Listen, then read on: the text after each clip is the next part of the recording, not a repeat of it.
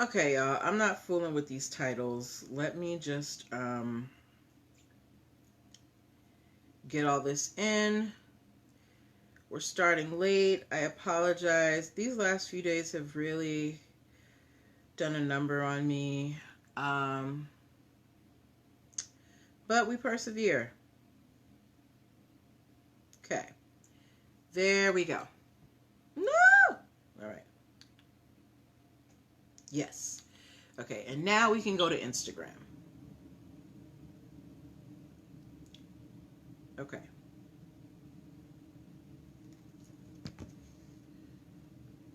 Okay, and turn this around. No, this is supposed to be here. All right, here we go.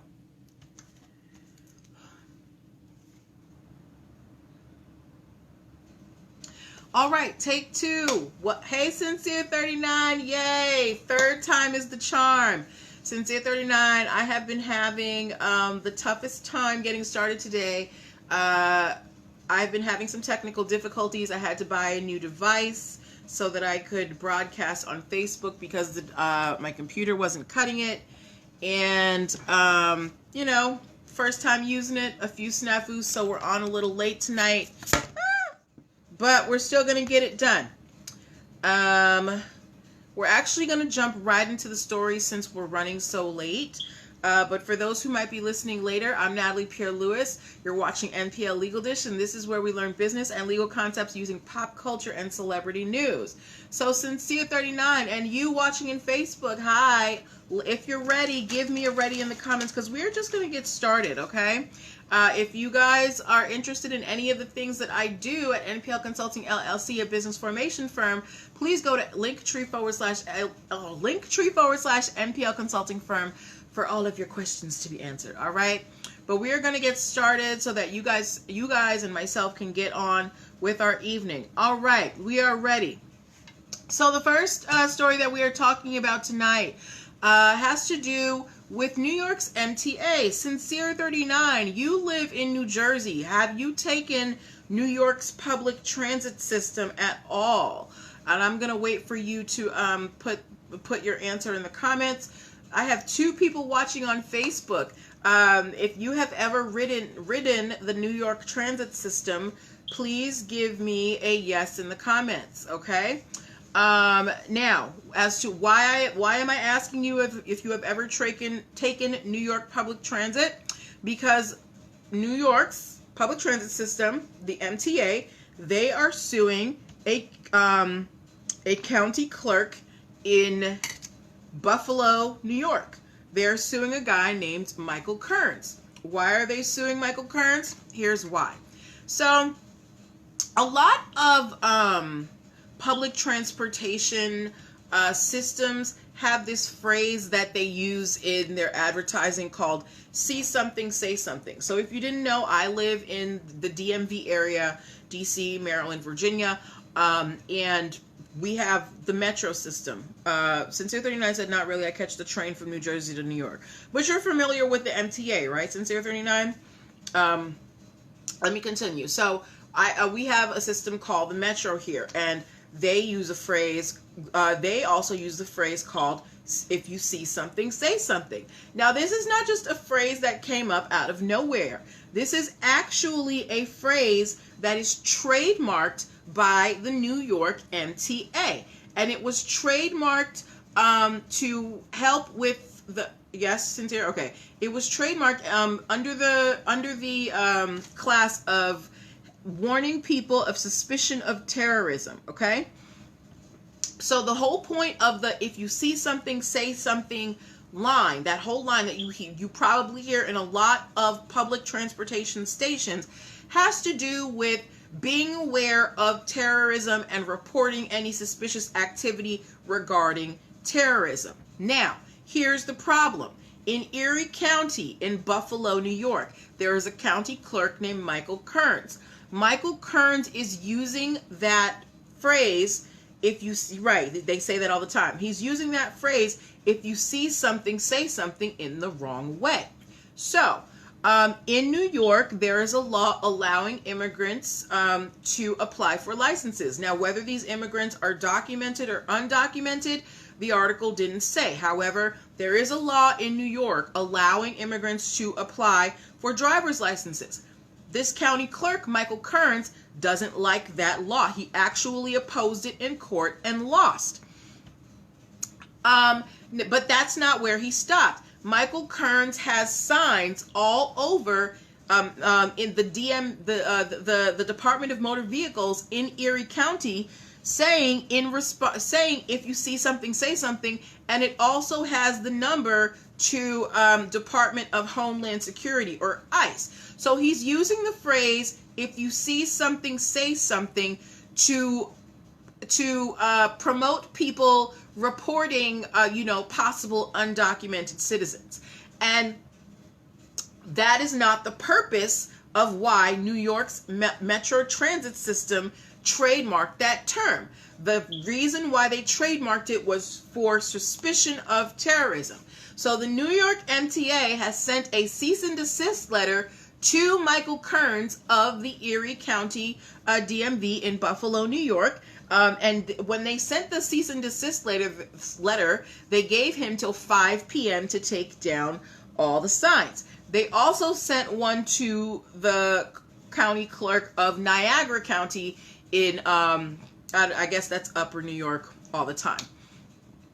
Either way, New York MTA does not like these county clerks using their term that has been trademarked for warning about suspicion of terrorism. They don't want them using it to essentially promote xenophobia or racism. So they have sent a cease and desist letter to these county clerks and told them to stop using their phrase. So my question to you as a watcher, and particularly to you, Sincere 39, as someone who knows about the New York transit system and you've been watching the show for a long time, what do you think about the MTA suing these county clerks for using that phrase? Do you think it was the right move? And while you give me your answer, I'm going to give you mine. I personally think it was the right move. Remember that your trademark represents your brand. It tells people who you are in the street. So if somebody is using your brand in the wrong way and misrepresents your brand, that could reflect badly on you. The MTA, New York in general, is a melting pot. They have so many different ethnicities and races that live there. They don't want to alienate anyone because they all take public transportation. So they're saying, hey, take your racism and stop using our phrase with it. Sincere 39 agrees with them. All right, I agree too. So we will have to wait and see what happens with the MTA. I'm sure they'll win. They're a quasi-governmental agency. And also, reporting people for getting a license is whack. Like, you don't have a life. Get over yourself. I am the proud child of, immigrants. My parents came here in the late 70s. So, they did pretty well for themselves. All right. Okay. Hi, King Tax Services. How you doing, girl? Everybody watching either now or later, King Tax Services gave a great live broadcast on the Tax and Jobs Act and how it's going to affect you this year for taxes. So go watch her replay at King Tax Services 18 on Instagram and at King's Cash Club on Facebook. All right. But moving on, no worries, my dear. I started late because I got a new device and I was getting it set up. So let's move on to our next story. The other day we talked about Nike versus Fleet Feet. And we talked about, hi, Roxamil. We talked about how Nike basically had to suspend their $16 million ad campaign for Sports Changes Everything because they were infringing on Fleet Feet's trademarked phrase. Now, remember, if you don't remember the details of the case, Fleet Feet, they are a specialty shoe store. They have a location here in DC. They have a couple, around. They have a few around the country. They specialize in athletic wear and athletic shoes. Nike is one of the brands that they carry in their stores. Fleet Feet trademarked the phrase running changes everything. Nike started an ad campaign and they took their phrase. They first said running changes everything. Fleet Feet ran after them, and then they changed it to sports changes everything. Fleet Feet said that's not enough, and they went into court and asked the court to order Nike to stop using the phrase. So the court is like, until we can figure out what's going on here, we want Nike to stop using sports changes everything. Now remember, Nike spent $16 million on this ad campaign. So Nike doesn't want to lose out on their money. So Nike has asked the court to stop the injunction. So basically Nike has asked the court to let them keep using the phrase until they have appealed this case. Nike has not stopped using the phrase. They are still putting the ad campaign out and things like that. And Fleet Feet is not trying to have it. Fleet Feet is fighting Nike on this. They're saying that any harm that Nike would suffer, meaning financial harm or reputational harm, from not being able to use this phrase is Nike's fault because they weren't supposed to use it in the first place. The phrase was never Nike's to use. So, ladies and gentlemen, do you think that the court should allow Nike to use the phrase until the appeal is done? Or do you think that Nike should have to stop using it until the court makes a decision on whether Nike can use the phrase sports changes everything? Because Nike's argument is that, like, look, we already spent all this money on this campaign. Can we just keep using it until this case is settled?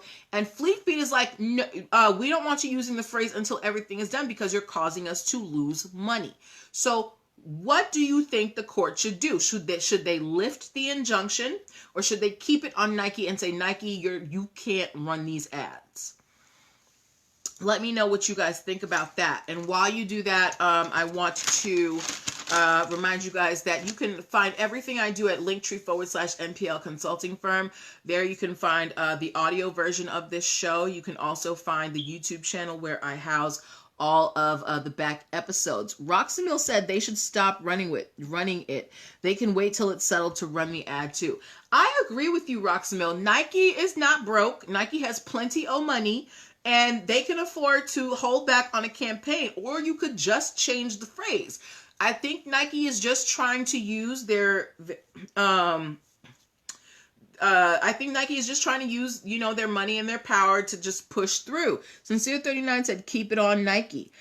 King Tax Services said, which is older, Nike or Foot Fleet? So the thing is, King Tax Services, it's not a matter of which company is older. The point is, Fleet Feet has a trademark on the phrase, running changes everything. So even if Fleet Feet started 10 years ago and they trademarked the phrase 5 years ago, either way, Nike doesn't have a right to the phrase. Nike never trademarked it. Nike has no rights to it. So that is what is at issue here. At first, Nike was using Fleet Feet's exact phrase. Fleet Feet's phrase is running changes everything. Nike started with running changes everything, and then they changed it to sports changes everything.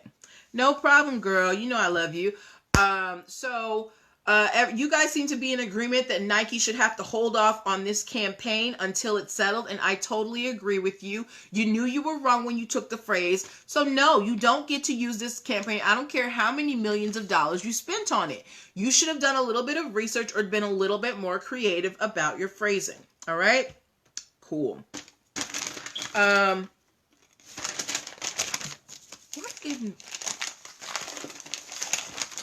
Is this it? Okay. All right. So third case we are talking about tonight. Did anybody here watch the Surviving R. Kelly story? I did not watch it. I have a thing about people other than the victims profiting from pain. So I did not watch Surviving R. Kelly. But did anybody here watching today watch Surviving R. Kelly? If you did, give me a 1. If you did not, give me a 2. I'm going to put a 2 in the air. I did not watch Surviving R. Kelly. I have no plans to watch Surviving R. Kelly. I know what happened. I don't need a recap. Okay? And while you guys let me know if you watched, okay, Sincere39 didn't watch Surviving R. Kelly. Roxamil watched Surviving R. Kelly. Okay. Well, King Tax Services, yes, they should. Doesn't Nike have a legal? Yes, Nike has a legal department, girl. They just don't care. Okay, but going back to this story. So if you watched Surviving R. Kelly, King Tax Services didn't watch Surviving R. Kelly either. So R. Kelly's ex-wife was in Surviving R. Kelly. And apparently Lifetime is putting on a sequel to Surviving R. Kelly called The Reckoning. Now, to promote this sequel, Lifetime used old footage of R. Kelly's ex-wife from the original Surviving R. Kelly documentary. Okay? So they took a little piece of Surviving R. Kelly and they used it to say, hey, part 2 is coming out. They didn't just use R. Kelly's ex-wife. They also used another survivor named Lisa Van Allen. They used some of her footage as well. So apparently R. Kelly's ex-wife, her first name is Drea. She is not happy that Lifetime is using this old footage to promote the new documentary. She says that she never agreed to be a part of this new documentary. Lifetime approached her. Lifetime approached her family. Lifetime approached her children, and they all said no. But Lifetime still used this old footage, this old photo, to promote this new documentary. And she's saying, well, Lifetime is trying to make it seem like I'm a part of this, and I'm not a part of this. And she said that if they go through with this and continue to use this footage, that she's going to sue them. So my first question, I read this story on the Jasmine brand. So my first question was, didn't you sign an appearance release?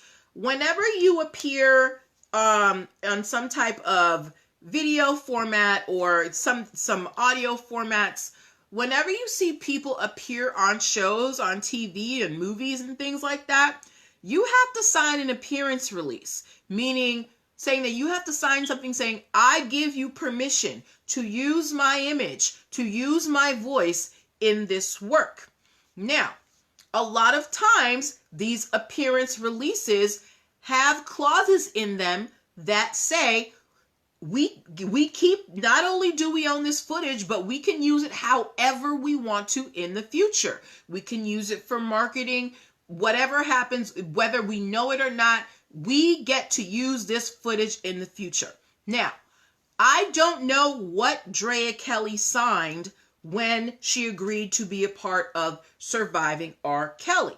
But if you think that Lifetime has a clause in there allowing them to use her old footage, give me a 1. If you think that Lifetime is out here just being reckless and using that footage without her permission, give me a 2. While you guys do that, I'm going to let you know what I think. I think that Drea Kelly, thank you, Roxamil. Roxamil thinks that Lifetime covered themselves. I think Drea Kelly didn't read her contract. I think that Lifetime probably offered her a pretty good check. She needed the money and she signed it without reading. You love Lifetime? Did you, I can't do Lifetime. I just can't. So she probably signed the contract. If she had an attorney look at it, maybe. I doubt it. But she probably did not read it through and probably didn't read the part that most likely gives Lifetime a lifetime right to use that footage for the documentary that they shot. Think about, like, you think the amount of money, the amount of viewership that Lifetime got off of Surviving R. Kelly, you think they're not going to use that footage to promote for the future? Come on now. And the reason why I chose this story is because, ladies and gentlemen, it is important for you to read your contract.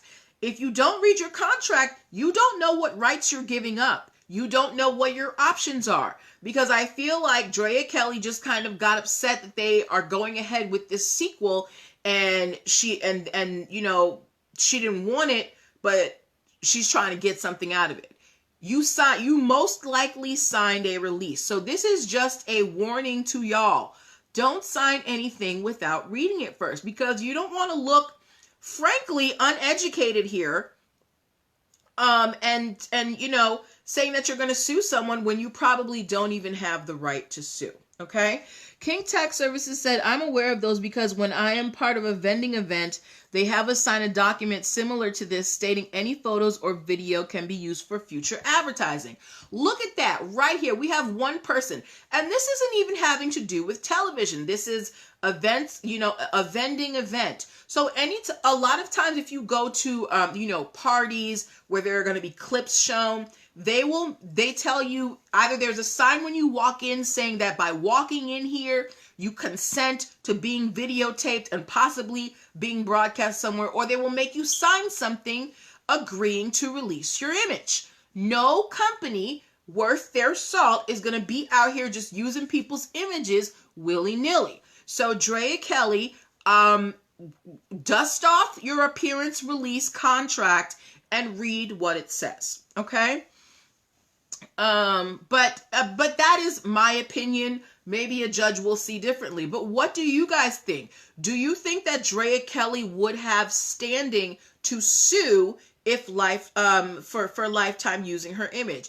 Do you think she would have a right to sue, or do you think that she should just really kind of like be quiet and go read her contract? Because that's what I think. What do you think? What do you think? Hey, what do you think? What do you think? We're almost done, guys. We have a couple of more cases, and this next case is going to be really good for you guys who sell t-shirts, okay? While I wait, Roxy Mill said she should review the facts. Right. I think that she needs to either call her attorney or look through her files, find that appearance release form, and see what it says. Because I did a cursory search. I just did a Google search for appearance release template. And 3 of them, all of them had clauses that say, hey, we get to keep this and use it however we want in the future. Okay? Right, paperwork. So, good luck, Drea Kelly. On to our next case. How many people here shop on Amazon? I literally just bought something on Amazon this morning.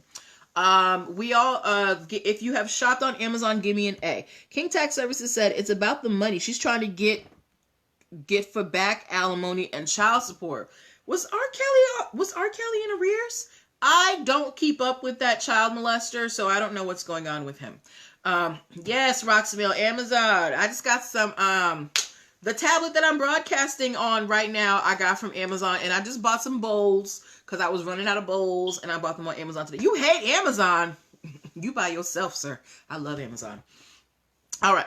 And Amazon, it's great for consumers, but Amazon isn't necessarily that great for small business owners. So thank you for the A, King Tax Services. We all know that there are a lot of boutiques on Amazon. People sell clothes on Amazon. So me and my sister share an Amazon account, and I always see her buying clothes off of Amazon, right?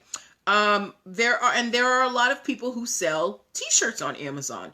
The problem is Amazon is a place where a lot of trademark abuse happens, and it's hitting small business owners, particularly t-shirt owners, really hard.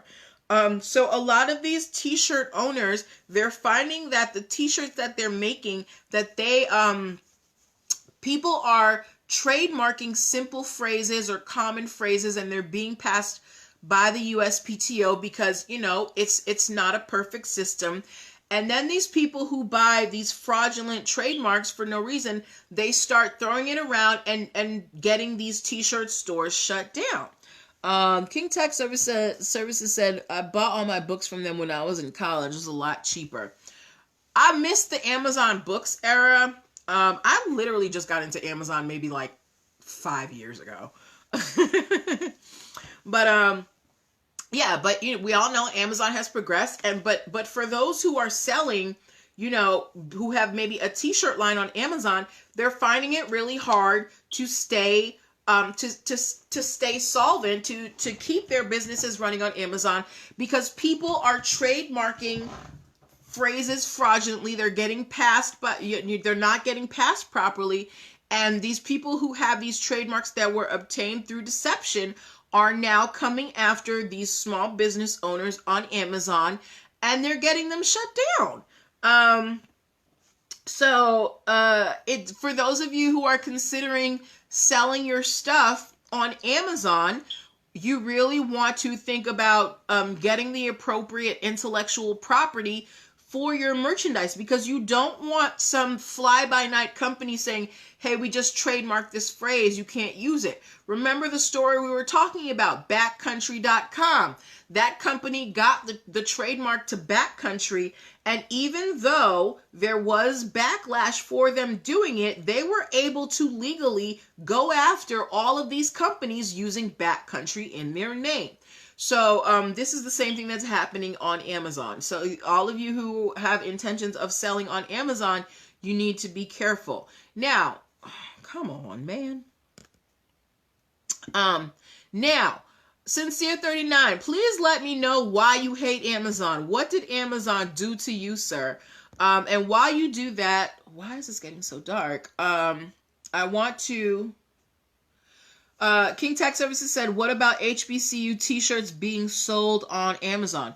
So what do you mean by that? Meaning, do they have, if they have the school's actual trademarked logo and it's not being sold by the school and you don't have a license from the school to use that school logo, no, that's illegal. That's trademark infringement. You can't use that. However, if you have a unique design that isn't trademarked by the school, that doesn't infringe on their colors or style, then, maybe that's something that you can do. Like, I saw a t-shirt or a sweatshirt for an HBCU that was done in the style of the United Negro College Fund logo.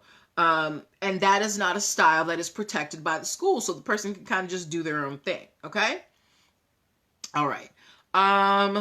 Okay. So that is the Amazon story. Sincere39. Okay. Sincere39 doesn't like Amazon because they're not a good company. I know people that worked and work there. Plus they don't pay taxes. Yeah. I mean, yes. From what I've read on the employee side, on the employer side, Amazon isn't necessarily the best. But I think on the consumer side, Amazon has a strong base, because it's like, where else can I find pretty much anything I want and get it delivered to my house in about 2 days? Sorry. Okay. So we are moving on to the last story, but before we do that, I want to remind you guys to make sure that you download the free business launch cheat sheet at the link in my bio, linktree.ee/NPL Consulting Firm. If you want to get your business started in 2020, this is going to help you decide what business you want to start, and do so in 7 days or less. Sincere39 used to buy all his books from Amazon. Okay. All right. So on to our last story, ladies and gentlemen. Any soccer fans in the house? I have 2 people on Facebook and 3 people on Instagram. Do we have any soccer fans in the house? Especially soccer fans located in South Carolina? South Carolina. What state are the Carolina Panthers? Are the Carolina Panthers the South or North Carolina? I can't remember. Roxamil said Maddie likes soccer. Okay, Maddie might be interested in this story, Roxamil. King Tax Services said Amazon is building a new warehouse 5 blocks from where I live, giving jobs. Okay.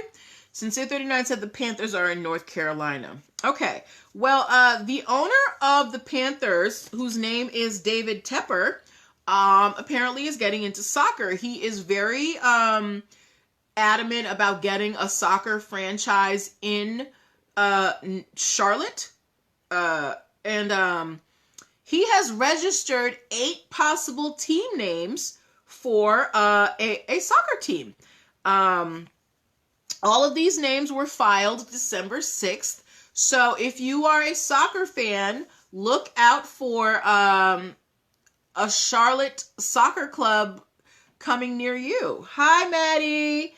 Oh, hey, Maddie. We're just talking about soccer. So the owner of the Carolina Panthers just registered 8 trademarks for soccer team names for Charlotte. So for Major League Soccer. King Tax Services said Panthers were North Carolina but were sold and will be located in South Carolina next year. Oh, I did not know that. Either way, there's probably a soccer team coming to the Carolinas sometime soon. So Maddie and soccer fans rejoice. And the reason why I pulled this out is because you can tell what kind of moves a company is making by the trademarks that they file. So if you don't know, the way that I find a lot of these stories is that I get Google alerts on stories. And a lot of the stories that I get is just like, well, this company has filed this trademark for this. And you can say that you know, and you can see what type of plans they have. All right. But yeah, there's a soccer team coming to Charlotte sometime soon. Yes. But those were the stories that I have for you guys today. Again, I apologize for not being on yesterday. I was having technical difficulties. My computer is on his last legs, and broadcasting. Tepper's the new owner, Sincere 39. I know nothing about ownership except for Bob Kraft owning the Patriots. So, but yeah, the reason why I wasn't on yesterday is because my computer's on its last legs, and broadcasting is really tough, and it was making the quality of the broadcast really bad. So I purchased a new device so that I could broadcast on Facebook and Instagram without problems. So I could upload the what do you call that? The replay onto the YouTube channel. I want to say thank you to my mom for letting me know that, you know, the quality of the video was not that great. How come y'all didn't tell me? Hi, Mom. Hi, Dad. I want to say good night to all of you. I will be back on Monday. Remember, we only broadcast Monday through Thursday. Oh, thank you. Mom loves you too. She asks about you all the time. King Tax Services said that's why soccer team, because the Panthers are moving to Charlotte because by Panthers moving, Charlotte needs new economy boost. Okay, well, I guess David Tepper is trying to do the work. But yeah, so we'll be back on Monday. And also remember, my one-on-one sessions stop December 15th. And then I'll still be doing the show and doing my postings, but I'm not going to be taking any more clients. Since King Tax Services, Sincere 39 said it's not definite that they are moving. So y'all sports people talk about that amongst yourselves. But you guys have a good night. I will talk to you Monday. Don't forget, guys, taxes are coming soon. Check out King Tax Services broadcast that she did at 7:00 this evening, because she is getting you hip to these new tax changes that are happening. All right. So let's talk Monday. Remember, you can DM me if you have any questions, and I will talk to you later. Bye.